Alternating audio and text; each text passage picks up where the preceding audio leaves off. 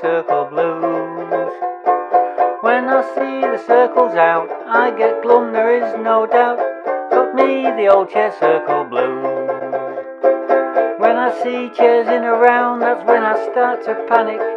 Flap me hands all in the air, the doctor says I'm manic. Oh no, it's not right, association every night. Got me the old chair circle blues. Hello and welcome to Not the Chair Circle, the antidote to group therapy. Episode 6, Series 6. Now regular viewers will know that Episode 6 can mean only one thing, the series grand finale. Yes folks, not for us the dizzying heights of the 13-part season. We're old-fashioned telly here. Regular viewers will also know that Episode 6 can only mean one other thing, Shaggy's series roundup.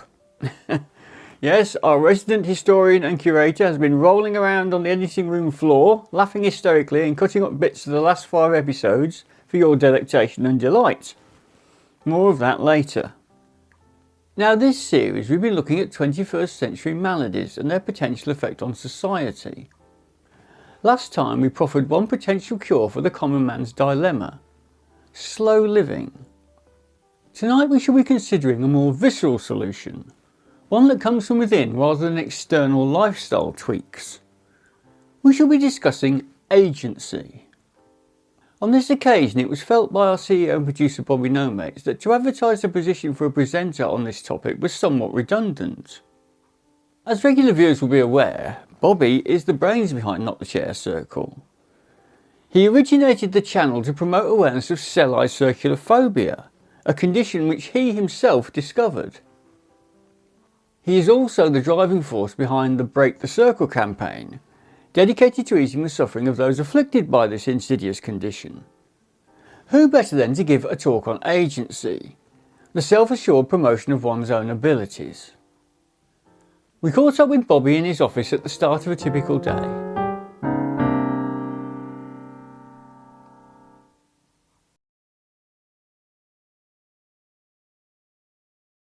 Oh yes, hello Michael, do come in, have a seat. I believe you wish to ask me some questions.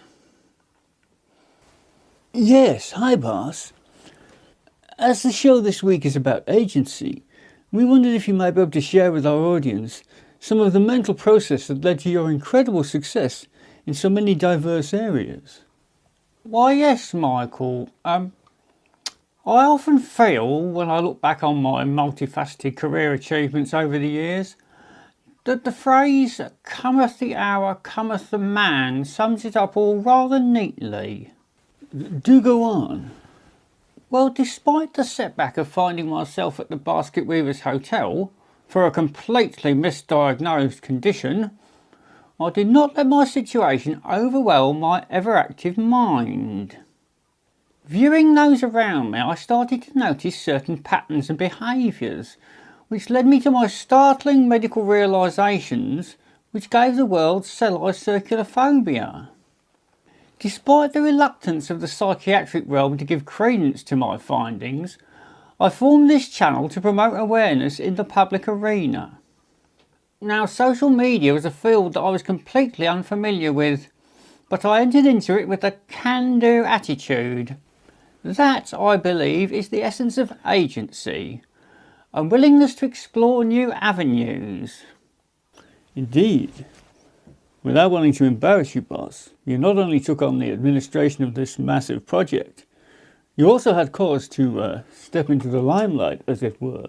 Yes, Michael. Unfortunately, we had a distinct lack of talent when the show first began, so I offered my services at front of camera, as it were, despite being only a fledgling musician and entertainer at that time. And you now hold the unofficial title of Britain's leading heavy metal xylophonist. Yes, that is correct, Michael. With, I believe, a not insubstantial female following, to wit the Ladies' Guild of the Bobby Nomates fan club. Yes, that is correct. Hello, Ms. Cigar Boss Guitar. Hello, Miss Simmons and ladies. Would you say that your agency comes from strong parental influence? Well, Michael, While I must admit that my mother is in herself a strong personality, I was left to find my own path, so to speak, as a child. While this no doubt helped forge my self-reliance, it was not down to any real effort on her part. Bobby, I heard that. Effort? You were an effort from the very start. Goodness, viewers, it's Susie Wiles, former It Girl, Charlotte Rampling impersonator, and Bobby's mother. Trying to get spit and wet rusk out of my ball gowns and having to find a school that would take you at age 2. Your father barely paid enough maintenance to keep us in Gordons and Rothmans, and even had the nerve to expect me to have sole custody of you. Why his bloody wife couldn't have done her bit is beyond me. Speaking of which, have you been to the damned off licence yet? We are dangerously low on gin, ciggies and fizz, and the girls are coming over to ogle the new gardener at 2. Mother, I'm being interviewed for the programme. The topic is agency. You are ruining everything. Interviewed? Hello, Michael. Where have you been hiding, you lovely young man? Yes, hi, Susie. Oh, do come up to the house for a gin, darling boy. I'm sure the girls would rather spend an afternoon drinking urine than the new help. Stinks of compost anyway. Well, I think that's all we have time for tonight. This is Mike Gobshite signing out. And why do you never interview me, Michael? I would certainly bear all for an in-depth probe. Well, really, Mother. Well, folks, some more insight into the enigma that is our CEO and producer, courtesy of the guardian of his formative years. Well, at least until he was 2, anyway. We shall be returning to the subject of agency later in the programme. And now, folks, it's the bit you've all been waiting for. Well, you knew it was coming. As Series 6 draws to a close, Shaggy has been rolling around on the floor of the editing suite, chopping up the best bits of the last 5 episodes to bring you the progress of our ever-increasing cadre of talent. In a break from the usual format, however, I have been relieved of the job of narrator, which has gone to our one and only teleprofessional. That's right, we're keeping him busy tonight. Once more you shall hear the dulcet tones of Mike Gobshite as he introduces the inevitable clip show. Run BT.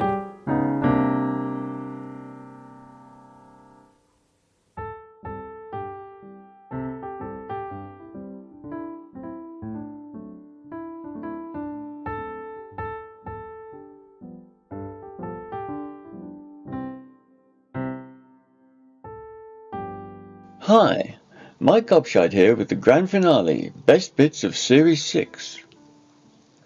This series, the theme was 21st Century Maladies, and we kicked off with a shocking report that AI had achieved global domination.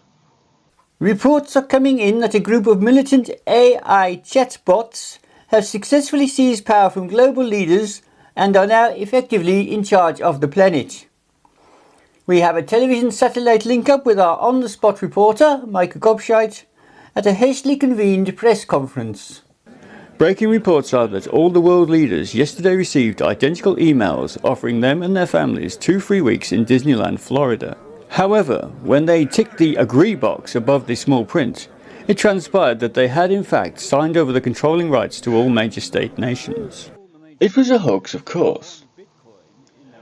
Poor Reg was duped into reading a fake report while I played along at a bogus news conference.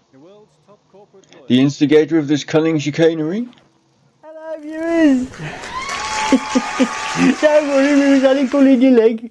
The theme of AI infiltration continued into episode 2, where Vera Side was persuaded to seek romance the digital way, being courted by the Boy Toy 2000. Her suitor was spurned, however, after comparing her to a less than glamorous TV character. Vera bleeding Duckworth? That northern cow? Further complications arose when it transpired that this character was in fact the fantasy woman of Vera's husband Sid. A timely intervention by therapist turned guidance counsellor Fliss Wonnacott Smythe averted marital breakdown. Right, and look who he chose. Blonde, like you. A penchant for leopard print dresses, like you. She was even called Vera, for heaven's sake. Doesn't that tell you anything? What? They really wanted me? Oh, finally.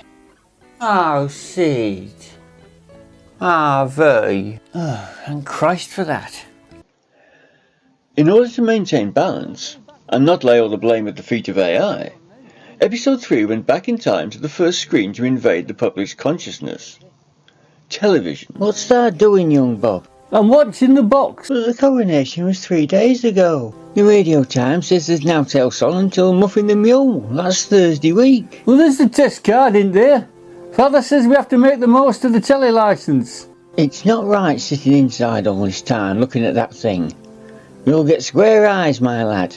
Go out and get drunk and vandalise a phone box. All right, Mother. Wazzock. We even managed an exclusive interview with one whose knowledge of both platforms was personal and vast. I have no wish to name drop, but to me he's known as Algie. To everyone else he's known as the mighty algorithm, and I think he is just about to join us.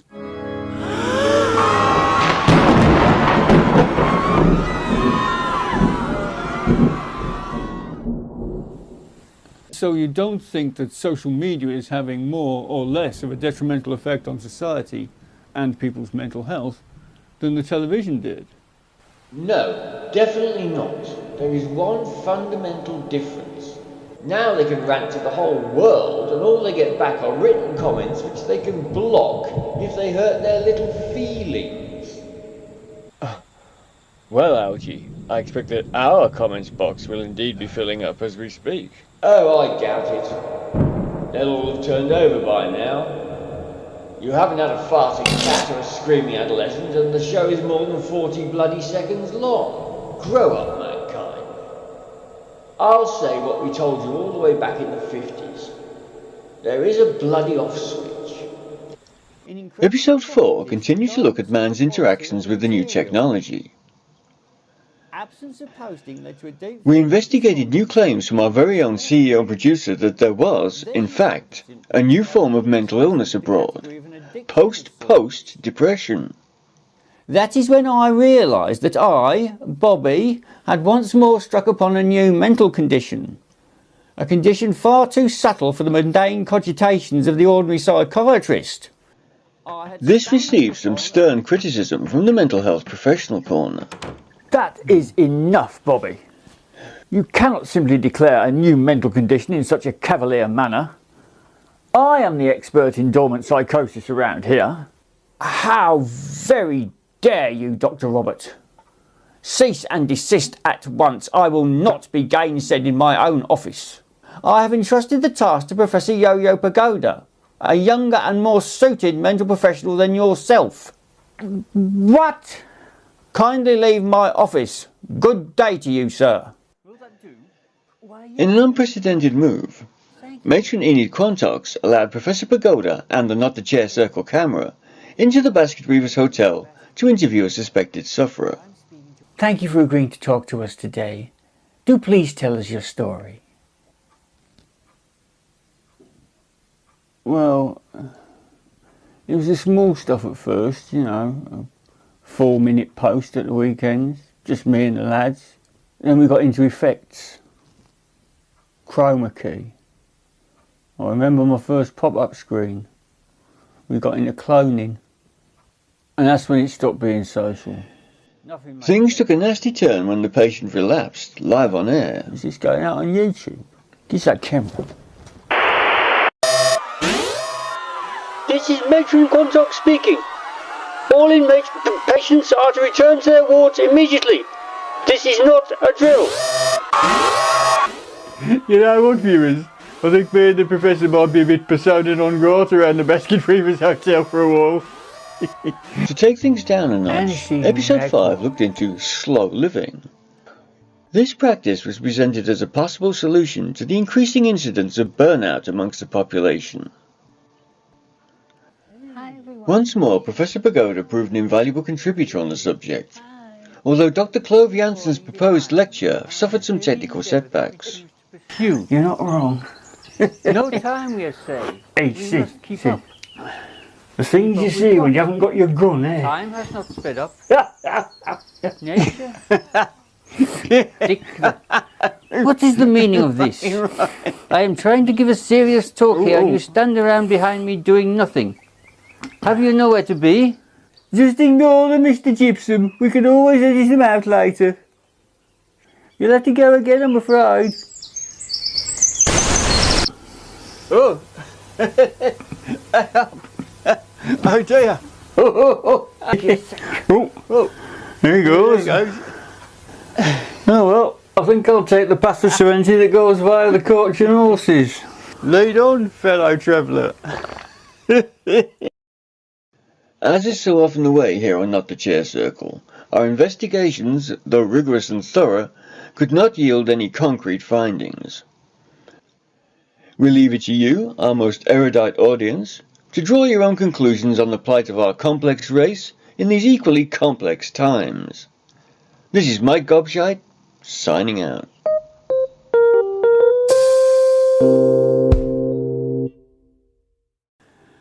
Well folks, what a belter of a series. Now we may not be good, but we are consistent, and we've still got one thing over the AI slop. The price is right. Moving right along, we now come to another thing which we know you eagerly anticipate. Musical therapy.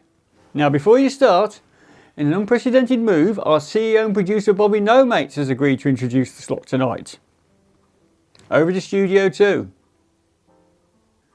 Good morning, afternoon or evening. Since I began my epic journey on this, the captainship of my flagship, Not the Chair Circle, I have witnessed many surprising events. Shaggy, a once undisciplined and unwelcome contributor to the show, has developed into a worthy and useful member of the team. I also had the great honour of recruiting television professional Mike Gobshite, who later introduced me to his grand excellence, the mighty algorithm.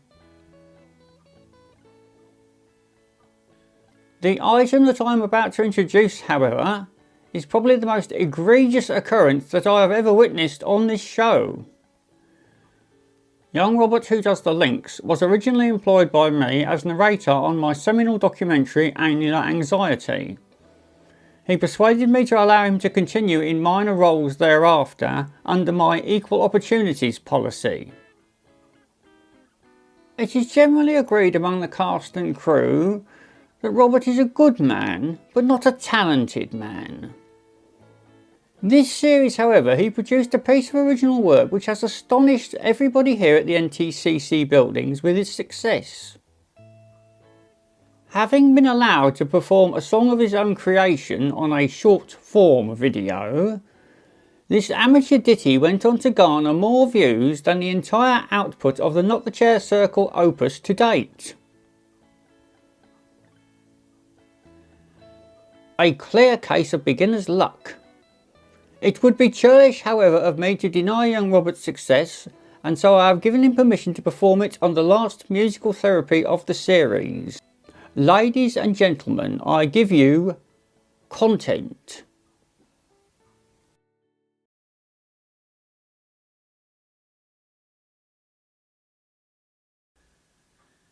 This song is called Content.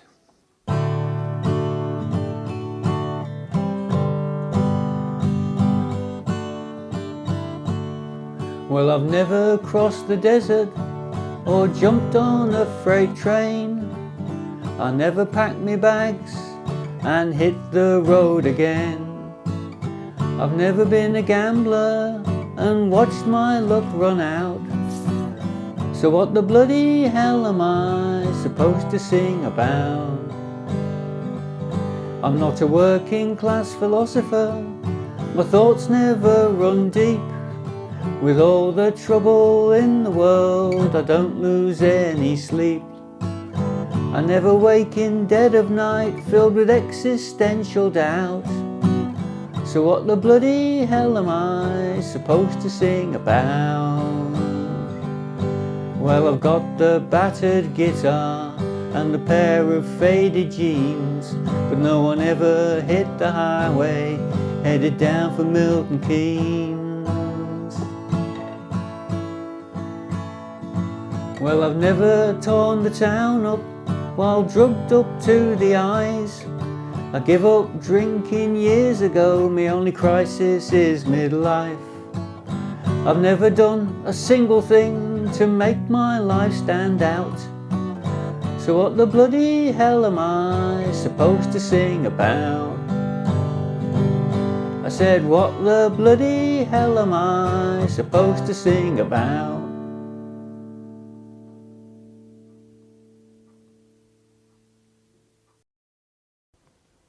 I would like to thank the boss most humbly for letting me have that most prodigious last spot of the series on musical therapy. I am honoured. Shaggy has agreed to save the video for me. And now we return to tonight's topic of agency. After Bobby's unfortunately terminated interview, we were at something of a loss as to how to approach the subject. We had been rather relying on his tale of stoic perseverance against all odds as our model of self-reliance, self-belief and determination. However, displays of agency can arise in the most ordinary of situations and from the most surprising quarters. Earlier today, Shaggy and his trusty tripod were set up and rolling in Studio 3 with one of our more unassuming presenters.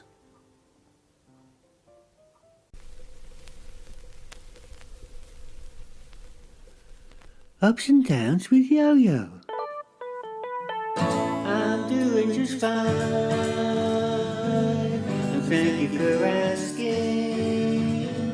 I know that you're mine, as thoughts they're amassing.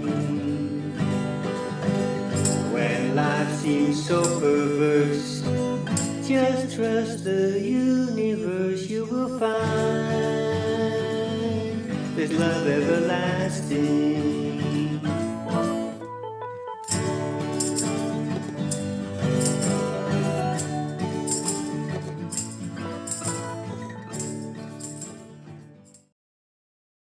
Hi everybody, namaste and welcome to Ups and Downs with Yo-Yo. Today we're going to be discussing karmic harmony and how everybody has their own special place in the universe.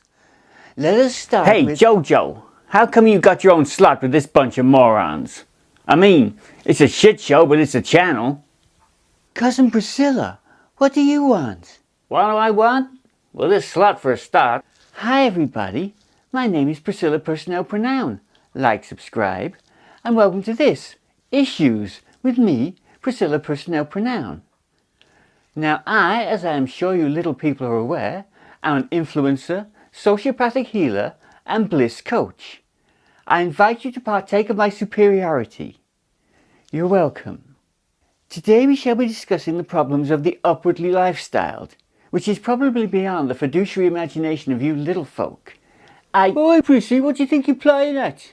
Why do you keep calling the prof Jojo? Shaggy, who left you in charge of a camera? Jesus, this place really has gone to shit. You may be West Coast wonder Yo-Yo Pagodas of this lot, but to me you'll always be Cousin Jojo Pronoun of Pig's Ass, Arkansas. It's Yo-Yo Pagoda now.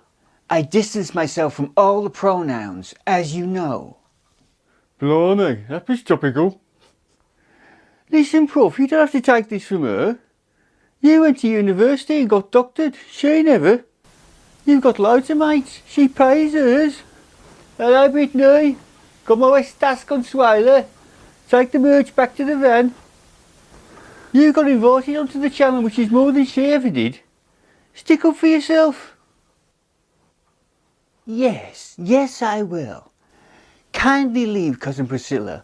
We only have good vibes and cosmic harmony here on Ups and Downs with Yo-Yo. What sort of hippie crap is that, you little turd? Allow me to translate for the professor. Get lost, misery good, you're spoiling it. I'm not going to film you, so you might as well bugger off.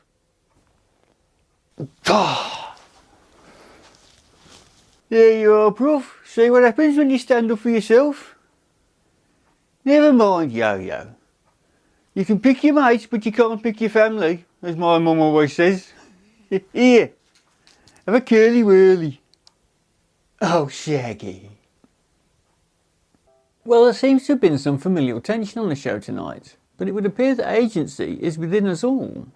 It is how and when we choose to use it that makes the difference. And on that somewhat saccharine note, we are almost at the end of the grand finale of Series 6. Now, the gang has asked me to pass on their extreme gratitude to you, our cherished audience, for allowing us into your homes once again, despite everything. I, as ever, would just like to thank you for your kind indulgence, and we hope to see you in Series 7. We promise it will be an improvement on this one. We'll redecorate. Now, as is often the case here on Not the Chair Circle, I, the mere link man, have been left completely in the dark as to the subject of the last item. So I shall merely say, over to Studio 5.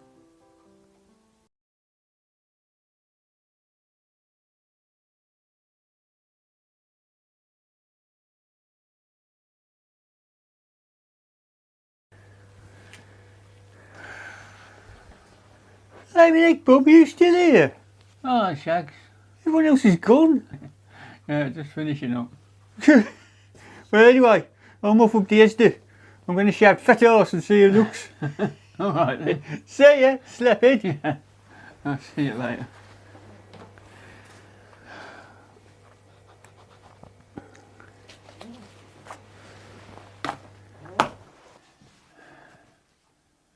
Well then.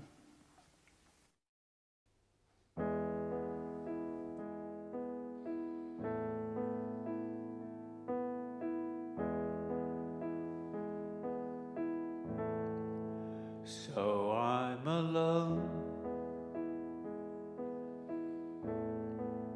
What do I care?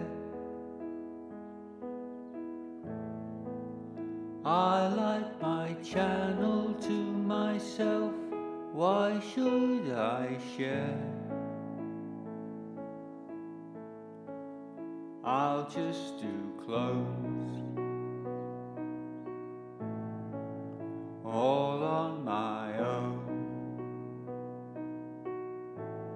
Less bother, I swear.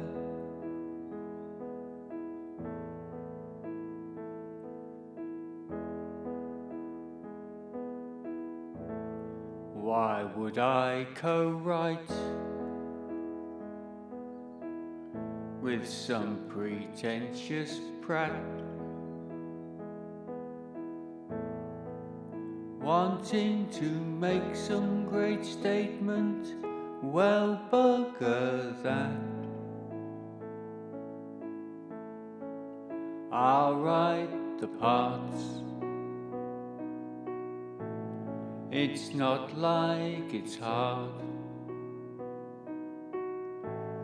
just sketches and scat. Just when you think you've finished the scene,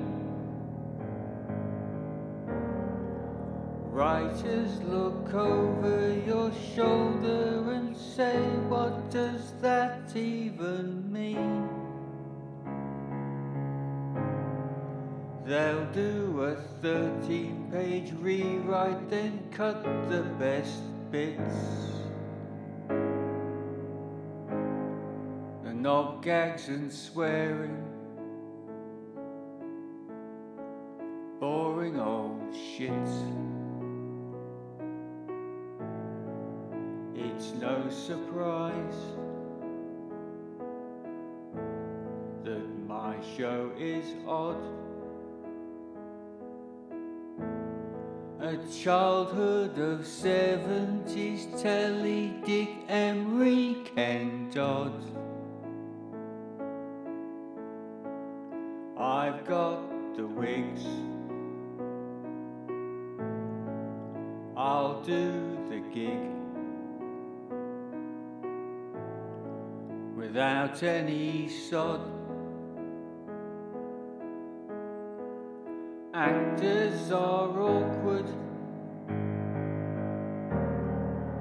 tantrums and tears, fighting for who gets the best lines, bending my ear, saying what's my motivation, I don't bloody know. Just say the line, it's only a show. And so I turn to the ones I hold dear, the people that live in my cranium and talk in my ear,